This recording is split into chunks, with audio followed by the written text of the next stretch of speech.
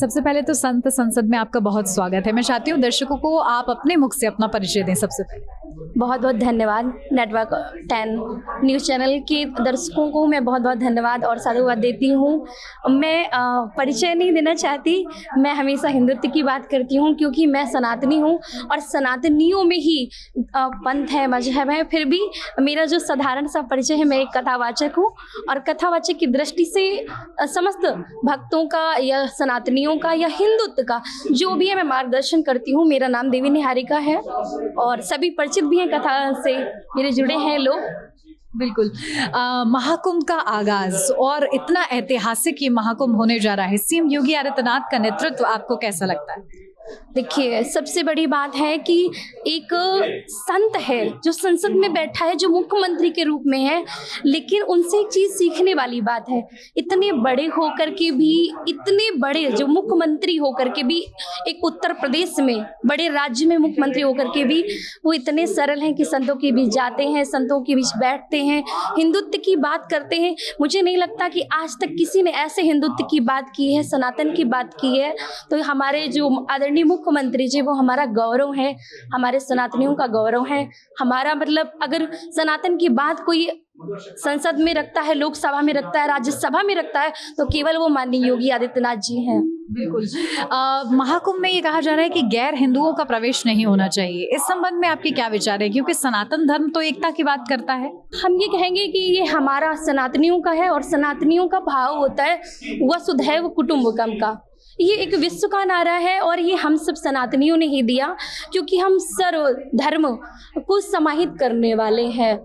तो इस कुंभ में सभी का स्वागत है, लेकिन अगर रहीम रसखान बन कर के आएंगे तो आपको हमारे यहाँ प्रवेश मिलेगा, क्योंकि रहीम जी का हमारे सनातन धर्म में बहुत योगदान है। रसखान जी के पदों को हम लोग कथाओं में गाते हैं। तो अगर आप श्रद्धावान बन के, भक्त बन कर के आएंगे तो आपका भी स्वागत है और सभी का स्वागत है। इवन जब माननीय आदित्यनाथ जी के सानिध्य में अर्ध महाकुंभ हुआ था 2019 में, तो समस्त देशों को निमंत्रण भेजा गया था और कई देशों के झंडे भी लगे थे। तो हमें किसी व्यक्ति से मतलब परहेज नहीं है कि आप नहीं आइए, सबका स्वागत है। लेकिन आइए उस भाव से, जिस भाव से उस आस्था के संगम को हमारे माननीय आदित्यनाथ जी ने और माननीय मोदी जी ने सजाया है, सभी को बुलाया, उस भाव से आएंगे तो आप सभी का भी स्वागत है। अंत में आप क्या संदेश देंगे, क्योंकि आप कथावाचक भी हैं, कुछ पंक्तियों में अगर हमारे दर्शकों के लिए आपकी तरफ से संदेश हो जाए तो? देखिए, मैं यही संदेश दूंगी कि ये सबसे बड़ा कुंभ है हमारा। मतलब हमारे रामचरितमानस में कहा गया, अवश्य देखिए देखन जोगू।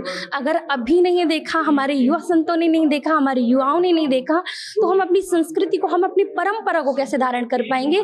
आज आवश्यकता बुजुर्गों की नहीं है, बड़े लोगों की नहीं है। जो बच्चे अपने आप को एजुकेटेड समझते हैं, पढ़े लिखे समझते हैं, उनके अंदर जो हमारी संस्कृति का अभाव है, उसके लिए ये महाकुंभ है। वहाँ प्रत्येक हमारे जो युवा पीढ़ी है उसको आना चाहिए, उसे सीखना चाहिए हमारी संस्कृति कितनी विशाल है।